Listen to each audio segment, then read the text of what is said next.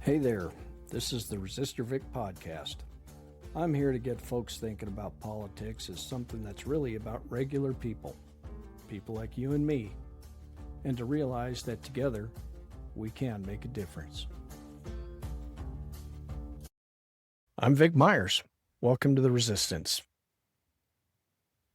I have been having so many tech problems, it's unreal. Maybe it's because I'm almost 60. I don't know. Believe it or not, when I got out of college, my first job was programming satellite tracking software for a defense contractor. My degree's in math and physics. I took programming in college and high school. Tech doesn't really scare me, but every week I've been having new and really weird, hard to find problems. I used to work as a satellite TV dish installer, and I told my boss when I hired on, he's like, this is how you do it. We use our phones, we track our work orders, we input all of our inventory used and all that stuff. We did all that on our phones. And I told my boss when I hired on, it's like, hey, I'm that guy. I'm that guy that if there is a software bug, it's going to find me. Honey to a bee is me to a software bug or glitch. And he didn't believe me. He thought I was just being a drama queen. And yet, about a month into the job, I had enough weird things pop up that didn't happen to other people. And I was following the step-by-step.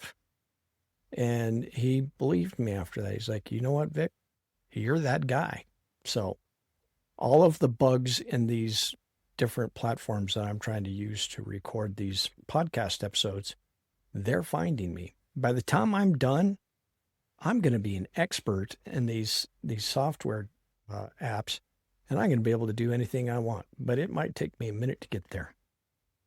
Anyway, I was supposed to have Zico and Sanchez from National Ground Game and the UNF America tour. We were going to do a live on YouTube on last Thursday night and record it, and then I was going to edit that for the podcast. And try as we could, I could not get everything to work at the same time. I'd get one thing worked and it would break something else.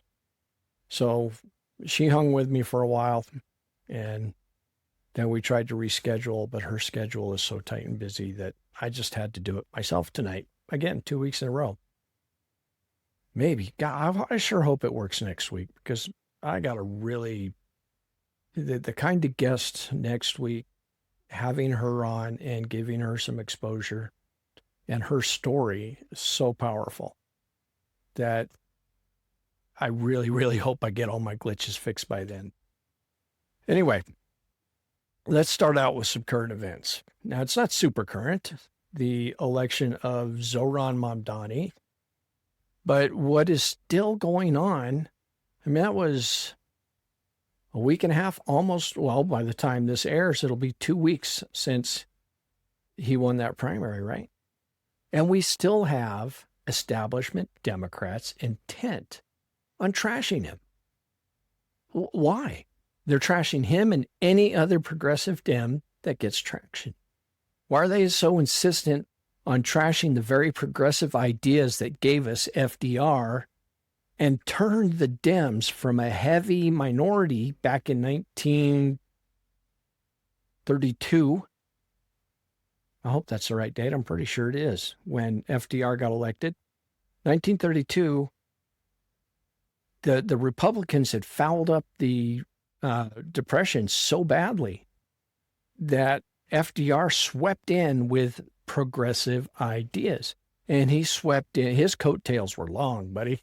And for you young pups out there, your coattails, election coattails, is when the candidate at the top of the ticket does so well that people in his party down lower on the ticket also get elected.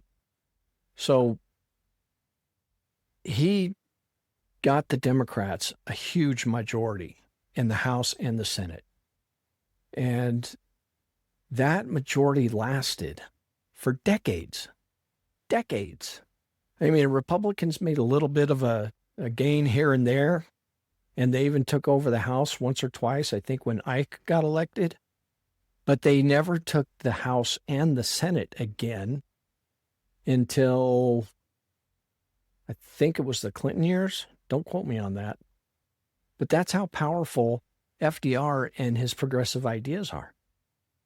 So it's ironic that the dinosaur Democrats, Pelosi, Schumer, all of their dinosaur consultants, they're doing all they can to keep a grip on power while simultaneously fighting the issues that would return power to the very people for whom the Democratic Party is supposed to be the greatest champion. There's only one way to explain it in my mind, and that's that the dinosaur Democrats, and by that I mean the ones who have been there forever, the ones who are way too comfortable, the ones who, they tell us that they're clinging on to institutionalism. No, they're not. They're clinging on to their Wall Street connections. That's how I view it. All the more reason why we have to get out there and look for candidates who are not a part of the establishment.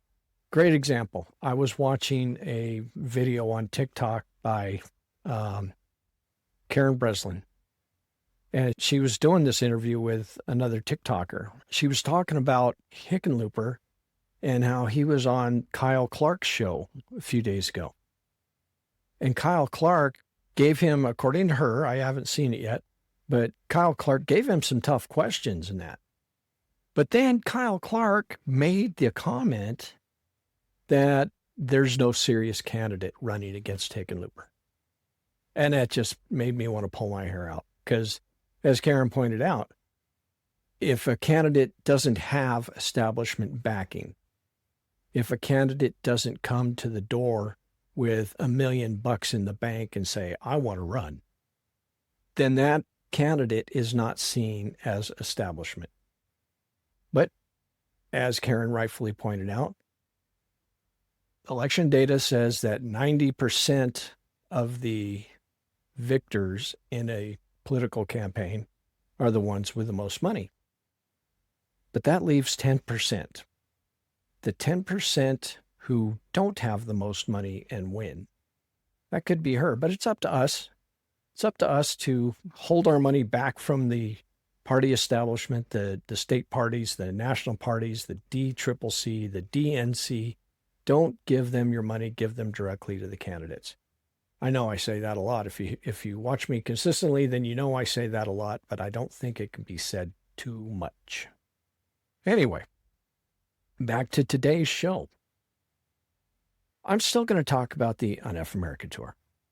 And I think I will start by pointing out, I say UNF America tour because that kind of language is just not language that I use in the day-to-day.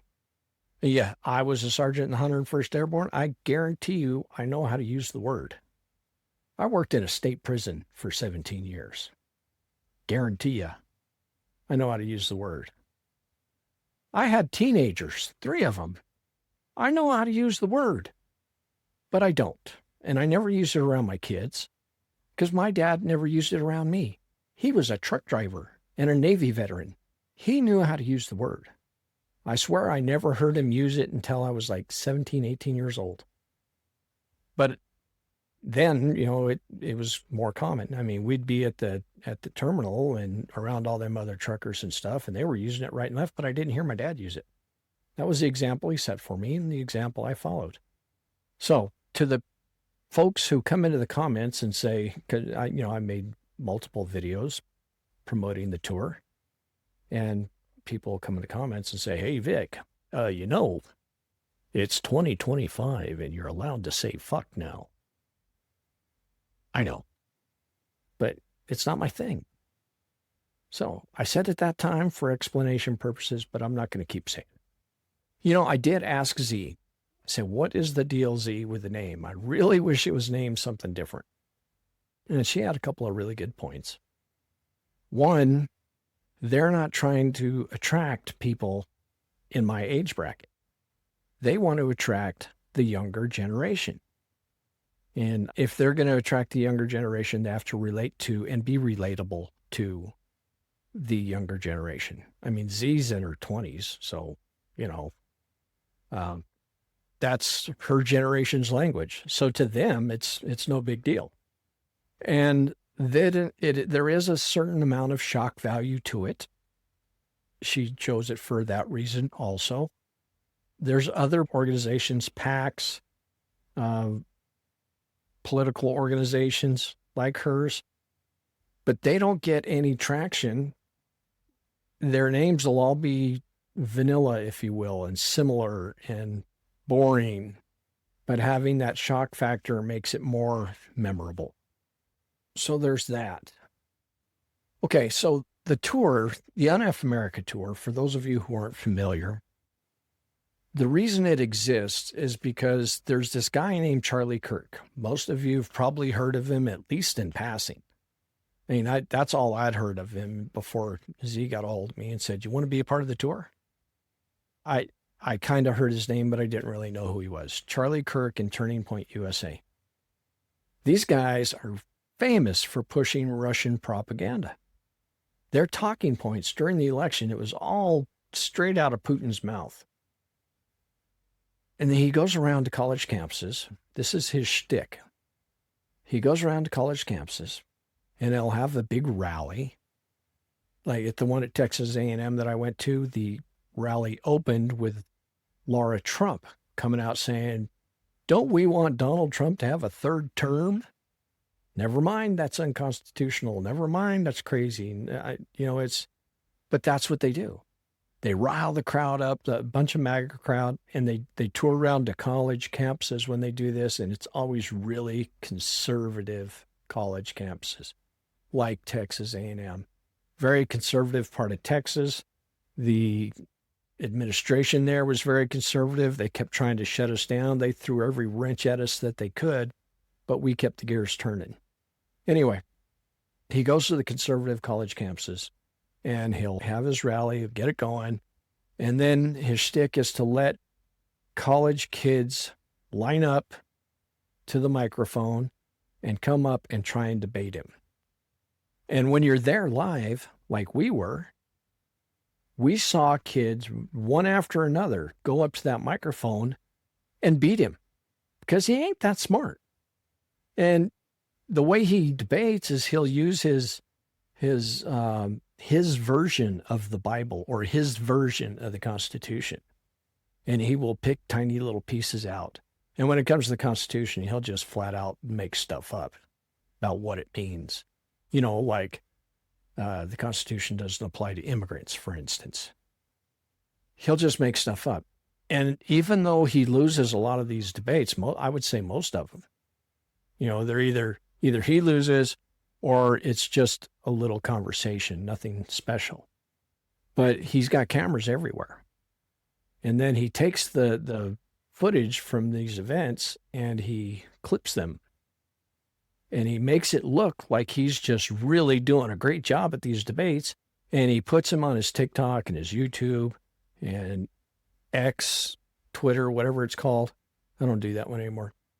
He puts them on all the social media channels, making himself look like he's this great big strongman leader. And he's drawing in young men all across this country. He is indoctrinating them to the MAGA cult. And nobody was doing anything about it. Well, Z Cohen Sanchez, she has National Ground Game. It's a political action committee. Hopefully you've heard of her and National Ground Game during the Florida special elections last December. They did a phenomenal job. They turned those hardcore red districts that were being offered up in the special election and turned them into just a little bit red, according to the numbers. She made it possible so that the next time, in the next election, if you get another good candidate, probably the same ones that ran this time, and they keep driving, they keep pushing, they keep fighting, it's very possible that they'll flip those two red districts next time. One of them was Matt Gaetz's district. Now, maybe it won't be next time, but every time they fight the way Z did, by organizing voter registration drives and door knocking drives and all the stuff that she did, it's possible that if not next time, the one after that, but every time we're going to get closer until we take those districts back. That's what she did. And then after that election was over, she was looking at what Charlie Kirk is doing. And she says, why isn't the Democratic Party doing anything about that? Why aren't we doing a counter to Charlie Kirk? I mean, you may have read, I remember reading the headlines about how the DNC is pouring tons of money into studying why the Democrats lost so many young men in this last election. It doesn't take a rocket scientist to know, buddy. It's because you're not appealing to them. You're not speaking to them. You're not meeting them where they are. And Z said, well, we're going to meet them where they are.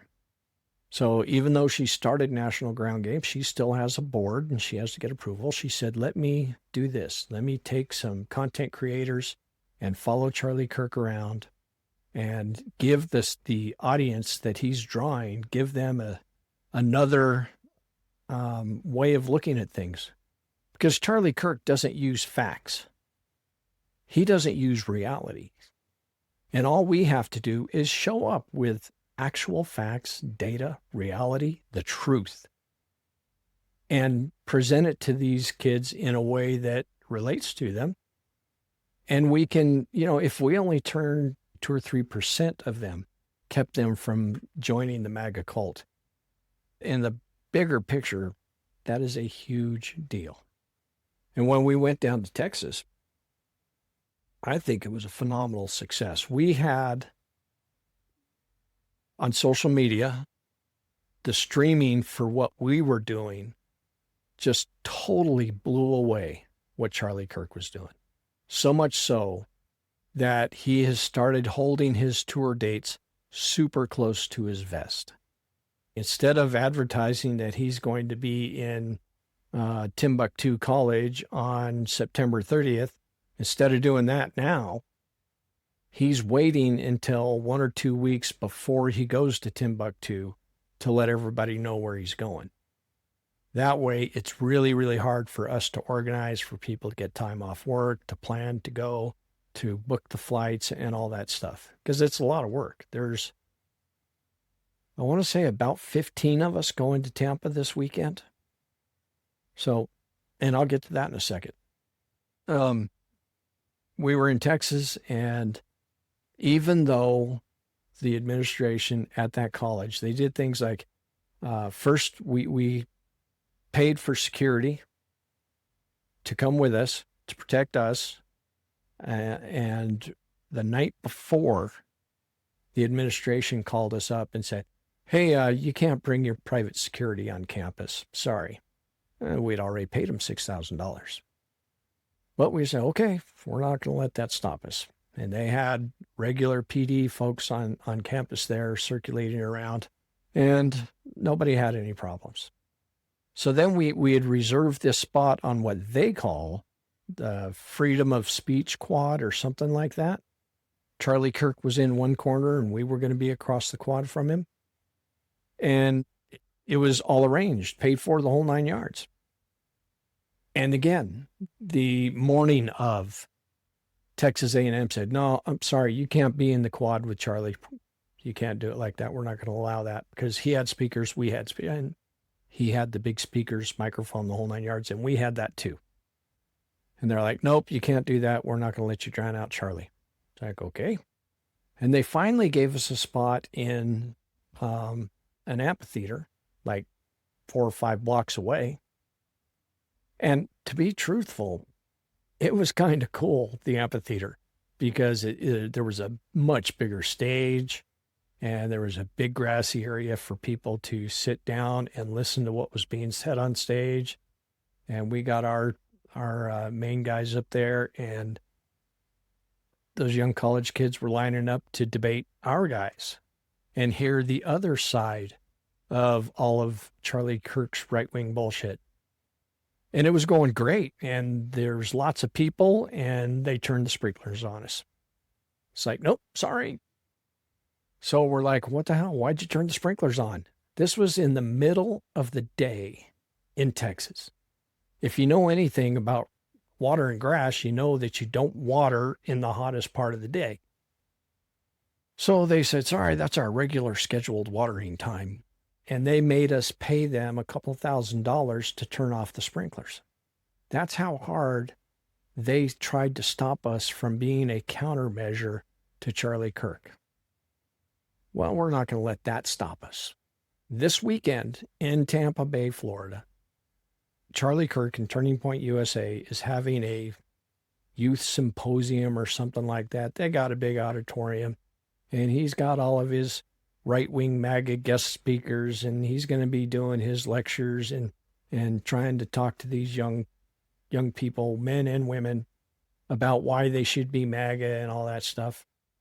You know, I really hope he talks about the Iran strike, because before Trump ordered that strike on Iran, Charlie Kirk was all over the internet saying how horrible an idea it was, and we shouldn't do that. We shouldn't be fighting foreign wars and all that stuff. And then as soon as he did it, as soon as it happened, just like that, Charlie Kirk decided, you know what, that was the most masterful piece of military thinking ever. I mean, this guy is just a genius militarily, and what a great move, and all that stuff. I really hope that somebody will debate him on that, but he's not going to let people like me get in line to debate him. We had a couple of the top young debaters on the internet in our group, and he would not debate them. Now we've got maybe the top debater on the internet, and his name's Destiny. He goes by Destiny. And he's been trying to get Charlie Kirk to debate him, but Charlie Kirk is too much of a coward.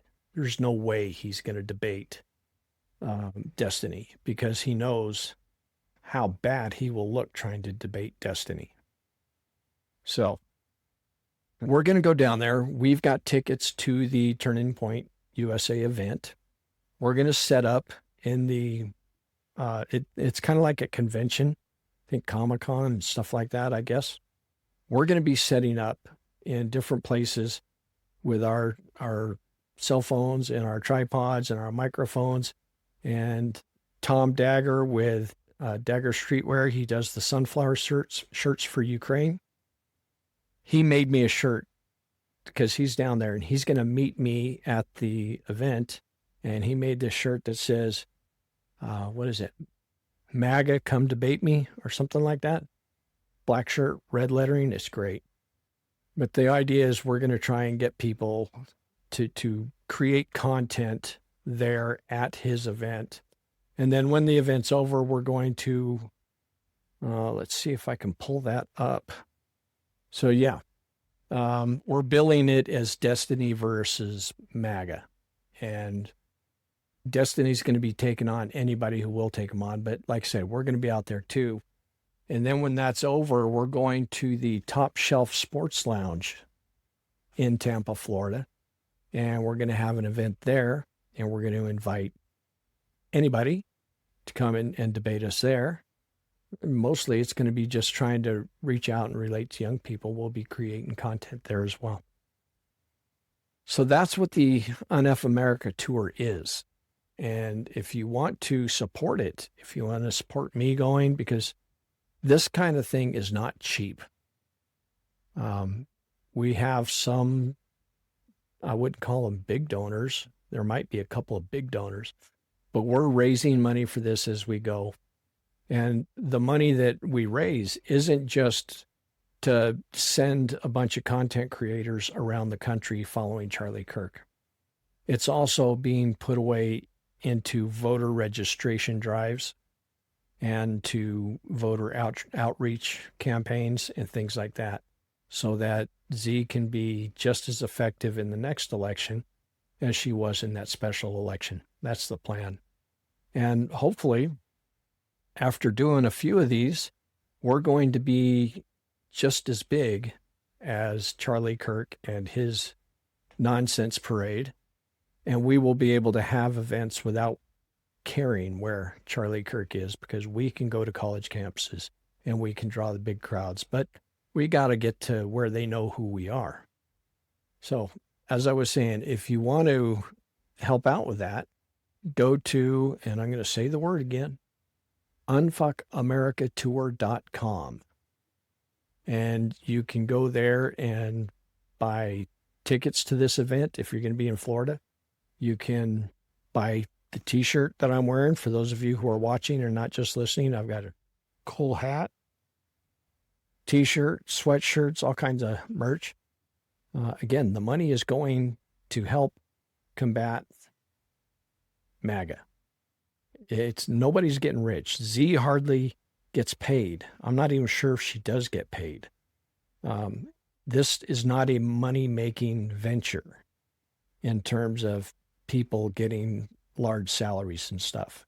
You know, everybody that works at Turning Point is getting paid well because they have billionaire backers. But we don't have that. The money we raise is being raised to do these tours and to register voters and to get voters out, to educate voters. That's what this money goes for. And if you want an easier way, you can go directly to my link tree in my bio. If you go to any of my Substack, my YouTube, my TikTok, they all have in my bio on my profile page a link to my link tree, and that'll take you to multiple links for the UNF America tour where you can do all these things. You can click on my name, and that's donating to sponsor my involvement.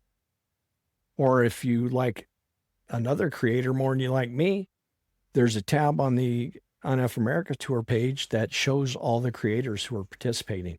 You'll be surprised who some of them are. CFH Unfiltered is one of our co-creators. He's not going to be at this one because he's got a family event he's going to. He wouldn't have made sense for him to even try and get out of that one. But the point is, we've got some big names in there.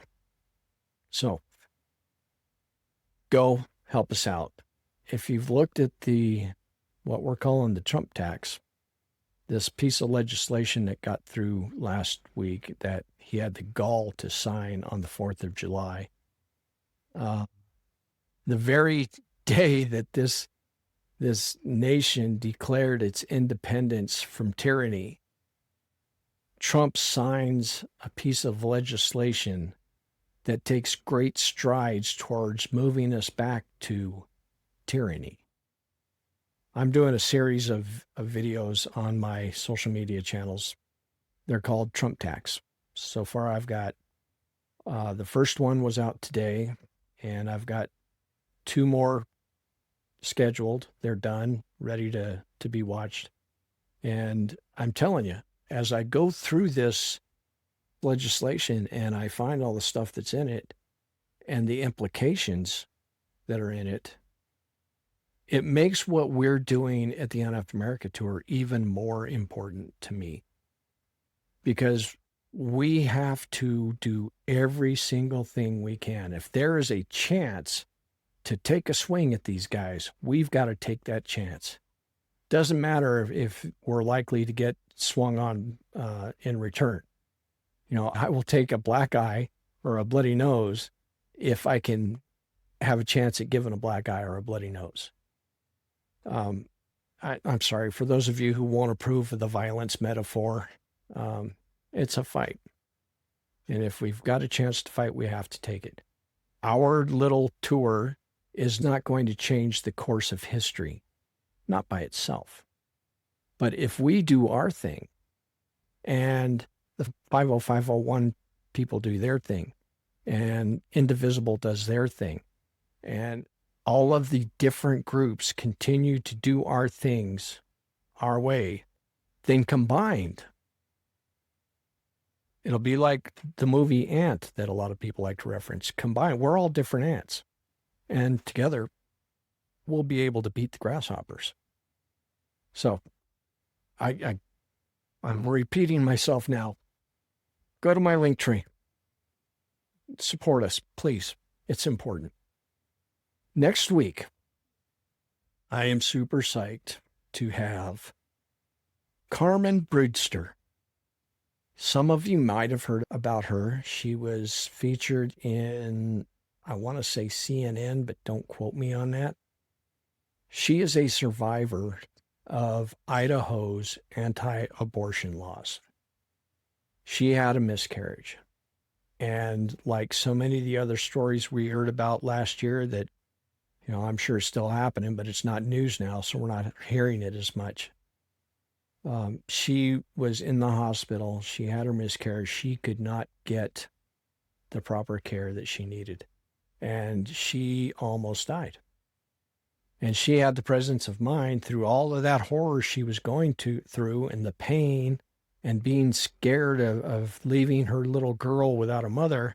She documented it with her phone to say, this is what's going on. And after she survived, she moved out of Idaho. She says, I'm getting the hell out of this place. She took her little girl and she came to Colorado. She's just over the mountain from me now.